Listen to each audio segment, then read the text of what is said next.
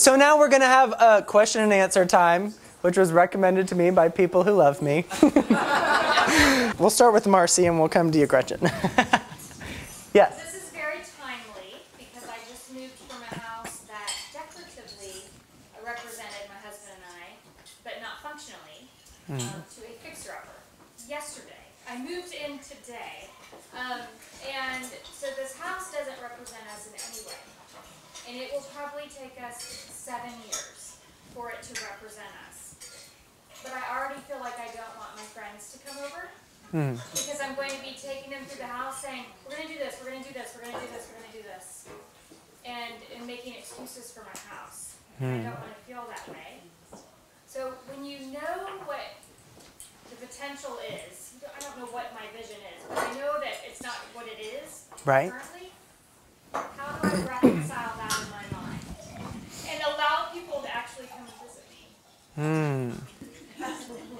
Deep, sorry. No. Start with an easy question. No, I like deep questions. The question is, I'm moving into a house that does not represent me. I'm used to a house that does represent me. I want to bring people over, but I don't want to be making excuses and focusing on what's wrong with the house.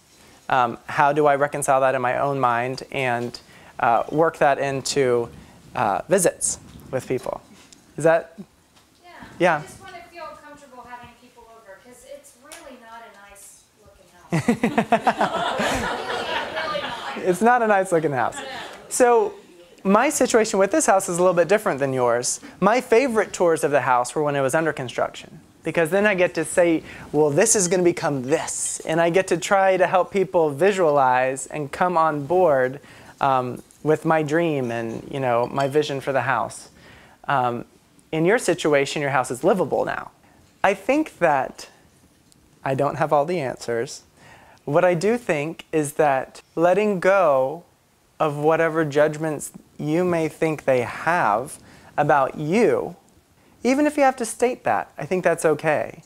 Even being vulnerable with them, saying, this house doesn't represent me, and it's difficult to have you over right now because I want it to represent me, and I want you to love your experience here with me and a house that represents me. But if you're vulnerable with them when they come in the door, not as an excuse, but as an explanation of where you are emotionally, I think that you'll find that people would have an open heart and would be excited to hear your vision and what something's going to become, as opposed to apologizing for what it is now. Because the truth is, you didn't design the house that's there now. And even if you had designed the house that is there now, and the house no longer represented you, you might feel the same way. So it doesn't matter who designed the house. Preach it, Mitch. Thank you. What matters is that you have a vision for the house and you don't feel that it represents you. And I think if you could be as vulnerable with your visitors as you just were with that question, then there's nothing that's going to hold you back. Thank you. You've said many things tonight that really have resonated with me in the last 24 hours. So Cool. thank you. You're welcome. Gretchen. Hey. Hi. So, when I think of design, it seems expensive. So, what are you able to work in any kind of budget? Are you able to work with any kind of budget? Because design can be expensive. I am able to work with anyone who cares about their space enough to do the work.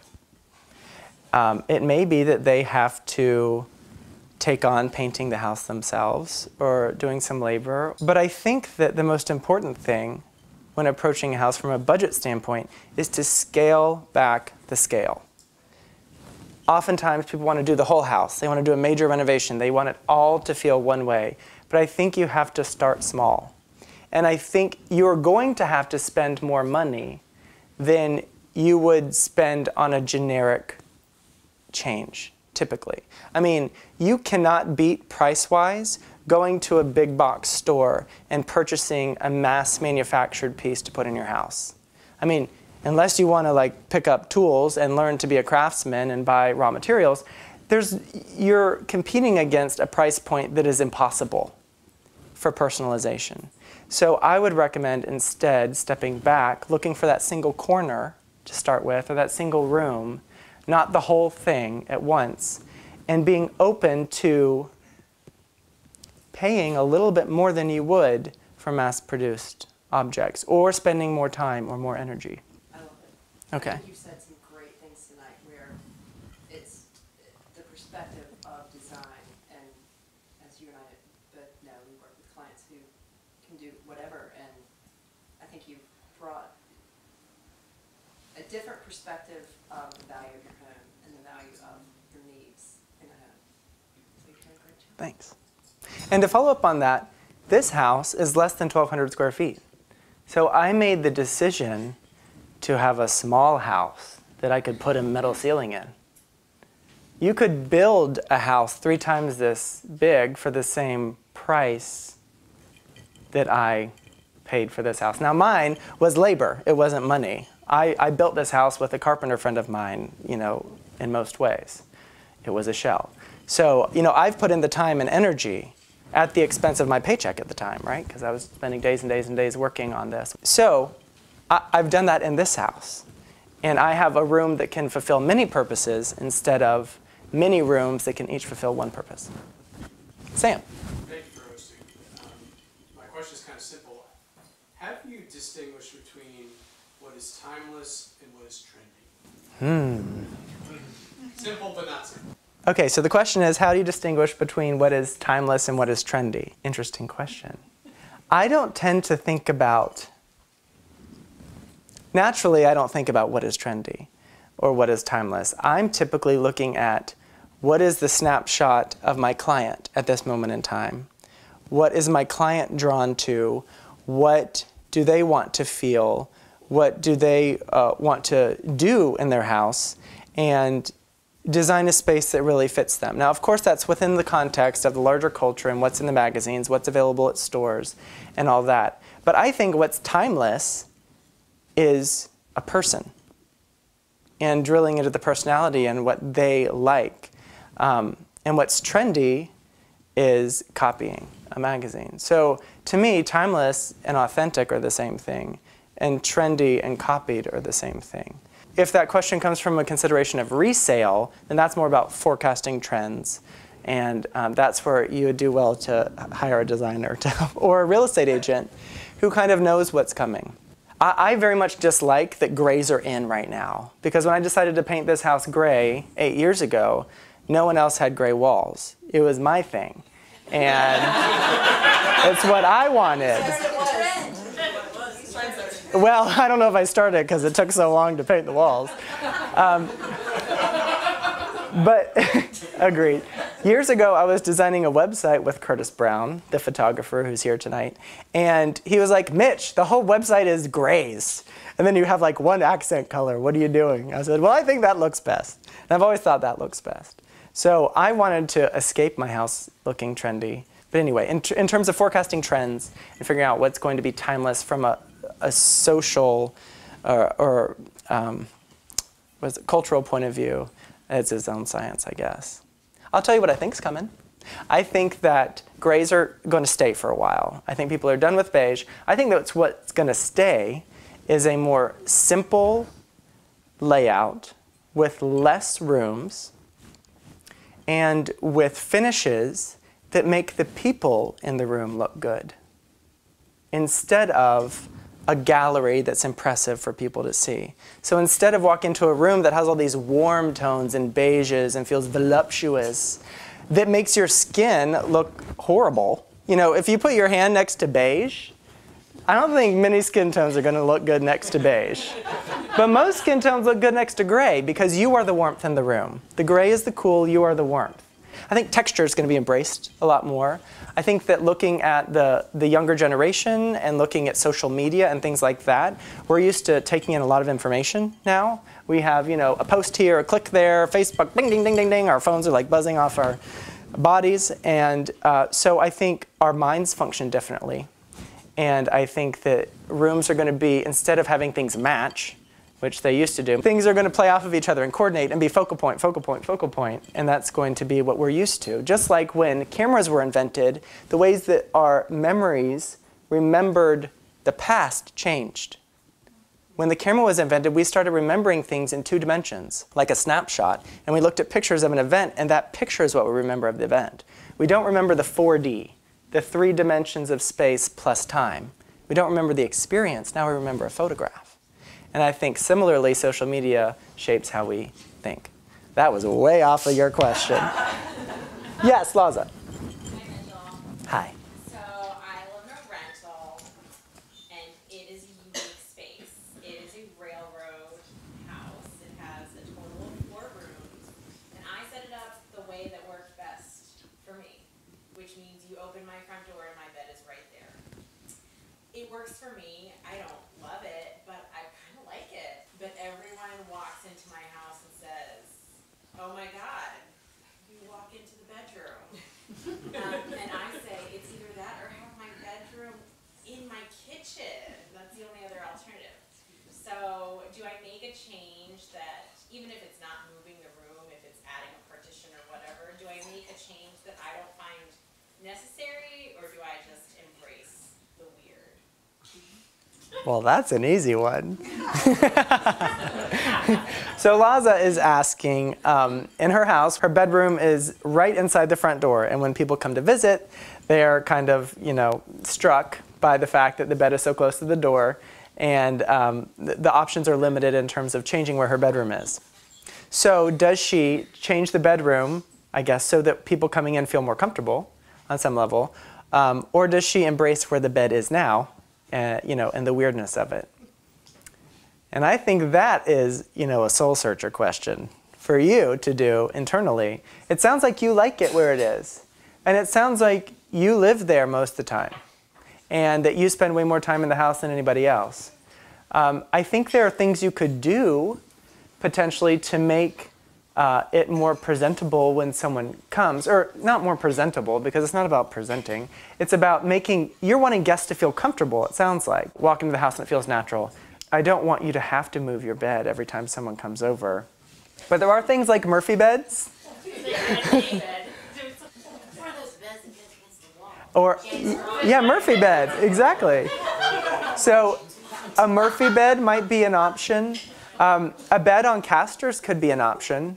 I don't want to tell you you have to, sleep in a twin-size bed when you're used to a king or something. But think about how you might, if you're wanting people to feel natural and comfortable, and you're wanting to have your bed in that spot when it's just you, there's probably a way that you can achieve both. You could make the entrance to your house diverted. It could be tight. Some of the most expensive houses in the world, you walk into a foyer and it is not grand. It is tight. It's cave-like. And then the house presents beyond that.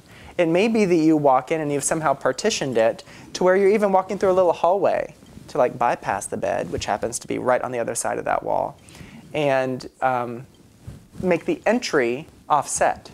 Of course, you're giving up valuable square footage. That's all I have right now. All right. Yes, Preston. Well, you mentioned earlier about this reward of personal growth, particularly as it pertains to design that has intention. And I wonder if you could share with us tonight some of the precedents that you have designed for personal growth for some of your clients as a take-home. What kind of take-home would be some examples? Okay, so Preston is asking for some take-home examples of how I've designed spaces to encourage the personal growth of people in them. Well, it's easy to talk about the lake house. Nancy, where did Nancy go? I'm here. There we go, Nancy and Mike's lake house. By the cameraman. Oh. Nancy and Mike, their main residence, it's colonial. It's similar to the surrounding houses. It's very Cary. And I don't think it's... Oh, it's beautiful. Oh, sorry. It's beautiful. It is... Cary is well manicured. It's all of that, which is wonderful for whoever wants to live there. Oh, I don't... Is this sounding worse and worse? Sorry. He's just channeling me right now. Yes, I'm constantly surrounded by people who are like, yes, my house is beautiful, but I don't want to be here. So, so that's where I'm coming from. And so for their lake house, which is a vacation home 75 minutes away, it's a house built for a journey to go experience this lake. and to experience other people. And in terms of designing it for personal growth, it's tough to kind of pin down, right? Because it's experiential. It's not like, well, I want to be here, so then we do this.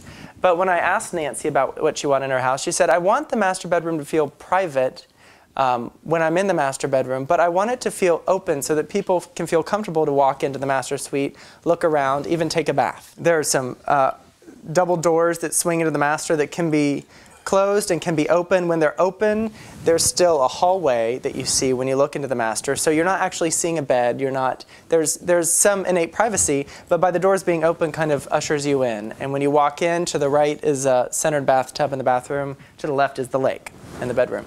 So it strikes a balance between the privacy and between openness, where the Carey house doesn't afford any kind of openness in the master suite to visitors.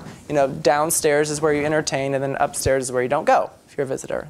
And it makes Nancy at the lake house feel very open when she's like, yes, walk around, go in the master suite. Where it might feel kind of weird if in her Carey house she said, oh, go check out the master suite, you can take a bath. I mean, you have to go up. It doesn't lend itself. Right. So that allowed Nancy to entertain in a different way than she had ever entertained before. That's very specific, but how she wanted to entertain is very much tied to her personal growth, I would say. She's in a different phase of life than where she was before, when she was, had children and they were young. Well, to that point, you've been designing this place for the time span that you have. Mm-hmm. How does the design of this house continue to facilitate personal growth with you? Ooh. Well, what I've learned is that the more thought you put in on the front end, the more unexpected surprises will come along the way. So I wanted this living room to be an adaptable space, as I described. I wanted it to be open to the dining room, open to the kitchen. I knew I wanted to be able to have people in here doing lots of different things. But I didn't expect that I would ever be sitting right here with all of these people in my house. Certainly not in the master bedroom. Having this kind of event. But because I put in thought on the front end toward openness and rearranging things, it opened an unexpected surprise to where the house facilitates where I am now, even though I never imagined this years ago. I do think that there's a certain way you can design a house. Once you build a wall, it's a wall. You can knock it out and all that. But there are different elements you can incorporate in a house that allow it to open and mold. Pocket doors are a great one. Double doors like that are a great one. Windows allow a lot of control. You can open them, you can close them, you can put shades over them. You can do a lot with a window that can mold to where you are at that time. So in this house, in terms of my next stage of growth, that's all I have to answer your question right now. Outside. Oh, what about the outside? Well, I think that's the next step. Oh yes, the outside's the next step. Nothing's been done in the backyard, which is great because half of you are parked there. And also, to that point, not rushing to do everything at once could be a good way to allow a house to adapt with you. The reason that you're all here tonight is because I let go of the fact that most of my trim still isn't painted. Most of my trim is primed. Good job. Joe the builder noticed. It's not painted. I'm out of here. Got it. Oh, wait, can I finish real quick? Oh, no, that's good. Oh, good. Okay, stay excited.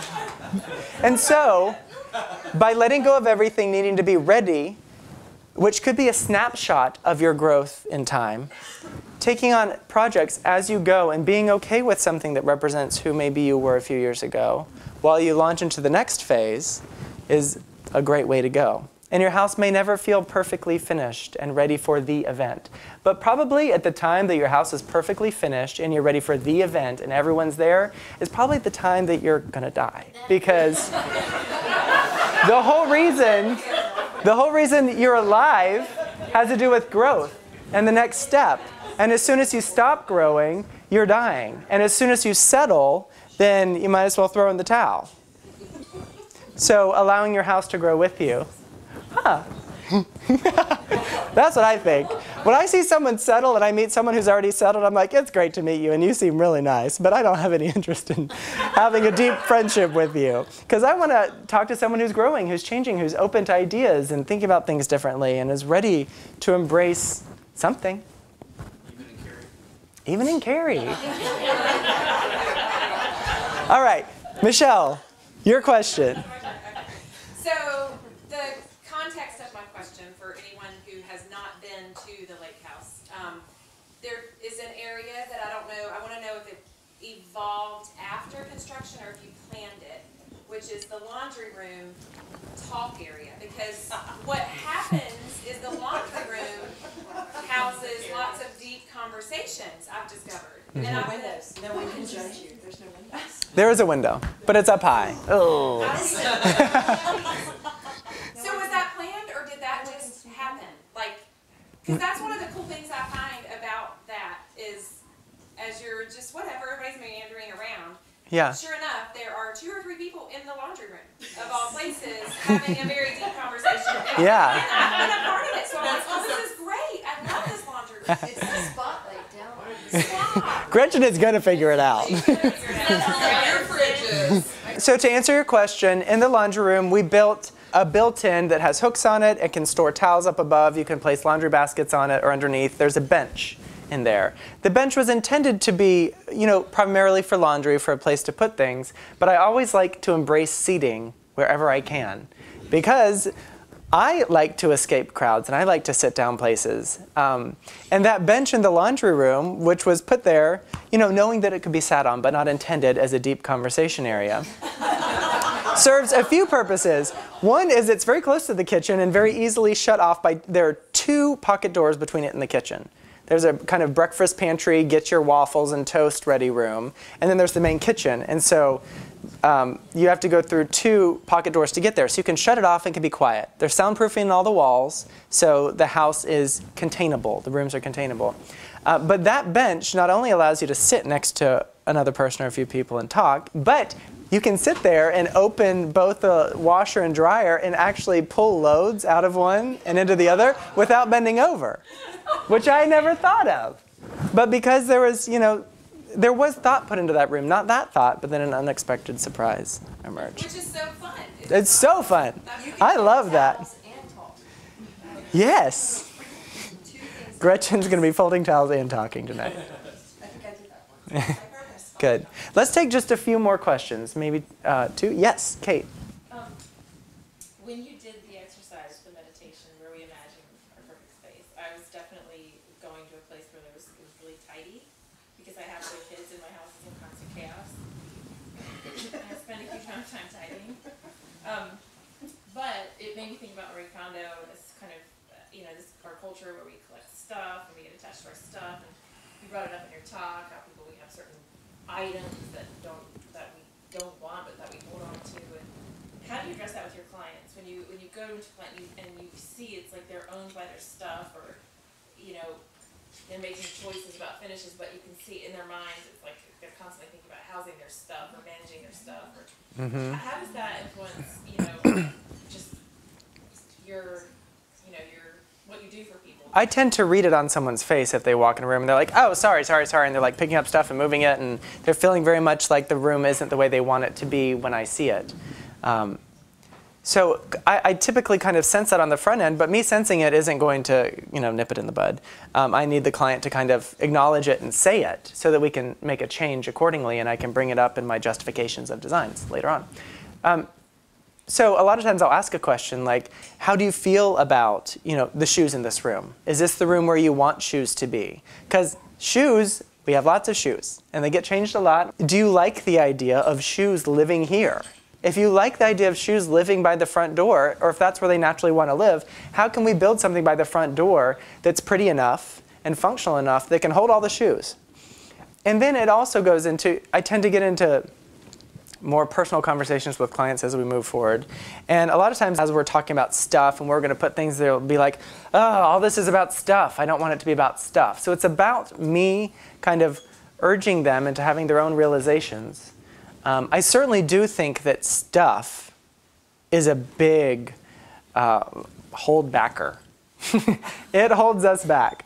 And we think that if something is free on the side of the road, oh my gosh, there's value to it and we must pick it up. It's easy to go there. But anytime I buy something to put in my house, I think of not only the cost of the item, but the cost of the space that it's going to occupy. And so something that's free on the side of the road, that's a chair, it may be free, but and I may love it. But if it's going to occupy space in my house, then there's a cost to that. And I can assign whatever number I want. It's all subjective for me. I guess you could do an objective way if you want to get into spreadsheets, but I don't. So I'm like, that takes up $200 spot in my house. Or that spot in my living room, which is that corner that I've left for a chair, deserves the right piece. And so I'm going to wait until I find the piece that fits. And so having conversations like that to reorient the thinking about storage, I think, can be helpful. Also, I say, if you're not willing to buy the right storage containers and materials and shelves to house your stuff, then that stuff probably isn't very valuable to you and you should get rid of it. So if you can't store things well, then why are you going to store them at all? So it is a different kind of thinking. And I don't mean to step on any toes. Some people have 10 storage lockers. And that works for them. But for me, anything that I own feels like an attachment and I realize that as much as I bought it with the intention of it being a tool or helping me along the way, it also is weight. And if I wanted to move tomorrow, it's something that I have to then transport. It's something I then have to, there's a cost. Segue. Joe. Very good segue. My question was efficiency of space. I love your house. I think what you've done to it in such a small space makes it feel big. I'm hoping we are getting away from the McMansion and keeping up with the Joneses thing. I want to know from you, do you feel that Sarah Susanka, this not so big house type thing, is here to stay, or is this just a fad, or are we always going to be Americans and bigger is better? Before you answer the question, I want to say you have some great insight tonight, and I really appreciate everything you've said, and you're a wise man for a young man. So thank you very much. Thank you. Thanks.